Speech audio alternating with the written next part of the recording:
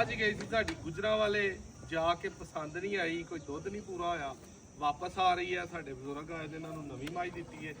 ਭਾਈ video ਰੋਜ਼ ਵੇਂਦੇ ਆਣਾ ਧਿਆਨ ਯਾਰ, ਵਾਪਸੀ ਵਾਲਾ ਰੋਜ਼ ਵੇਂਦੇ ਤੇ ਹਸੀਨ, ਲੇਕਿਨ ਕੋਈ ਸਮਝ ਨਹੀਂ ਆਉਂਦਾ।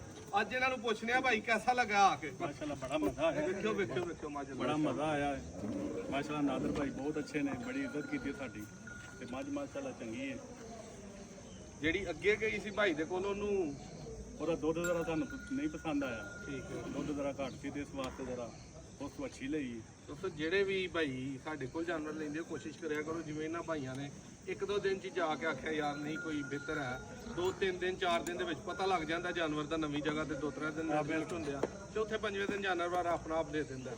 ਜਿਹੜੇ ਭਾਈ ਮਹੀਨਾ ਡੇਢ 2 ਬਾਅਦ ਕੱਢ ਕੇ ਪਰੇਸ਼ਾਨ ਕਰਦੇ ਹੋ, ਉਹਨਾਂ ਕੋਲੋਂ ਮਾਜ਼ਰਤ ਹੈ, ਉਹ ਨਾ ਵਾਪਸੀ ਦੀ ਜਿਹੜਾ ਨਾ ਉਹ ਡਿਮਾਂਡ ਕਰਿਆ ਕਰੋ। 2-4-5-10 ਦਿਨ ਦੇ ਵਿੱਚ ਜਿਹੜਾ ਨਾ ਉਹ ਅੱਛਾ ਹੁੰਦਾ, ਚੀਜ਼ ਜਾ ਕੇ ਬਿਹਤਰ ਹੁੰਦੀ ਹੈ। ਬਸ ਬਿਮਾਰ ਨਾ ਹੋਏ, ਸਾਡੂ ਨਾ ਪਿਉੜਾ ਆਈਏ। ਦੁਰਗੋ ਅੱਜ ਜਿਹੜੀ ਝੋਟੀ ਲਈ ਜੇ ਕੈਸੀ ਲੱਗੀ ਹੈ? ਜੀ ਸੋਹਣੀ ਲੱਗੀ, ਸੋਹਣੀ ਲੱਗੀ ਤੇ ਸਾਰੀ ਮਾਸ਼ਾਅੱਲਾ ਜੂ ਫਿਰਦੇ ਹੋ, ਸਾਰਾ ਮਾਲ ਦਾਰੀ ਦਾ ਕੰਮ ਜਾਣਦੇ ਹੋ, ਆ ਕੇ ਕੈਸਾ ਲੱਗਾ? ਸੋਹਣੀ ਲੱਗੀ। ਦੂਜੀਆਂ ਝੋਟੀਆਂ ਵੀ ਪਸੰਦ ਆਈਆਂ ਪਸੰਦ ਜਾਂ ਕੱਲਿਆਂ ਜਿਹੜੀ ਲਈ ਹੈ ਹੀ ਪਸੰਦ? ਨਹੀਂ ਸਾਰੀਆਂ ਪਸੰਦ ਨੇ, ਵੱਧ ਤੋਂ ਵੱਧ ਇੱਧਰ ਆਓ ਜੀ, ਆ ਝੋਟੀ ਭਾਈ ਰੰਗ ਸੁਆਈ ਹੈ, ਦੂਜਿਆਂ ਦਾ ਸੁਆ ਹੈ ਤੇ ਮਗਰ ਇਹਦੇ ਵੀ ਕੱਟੀ ਹੈ।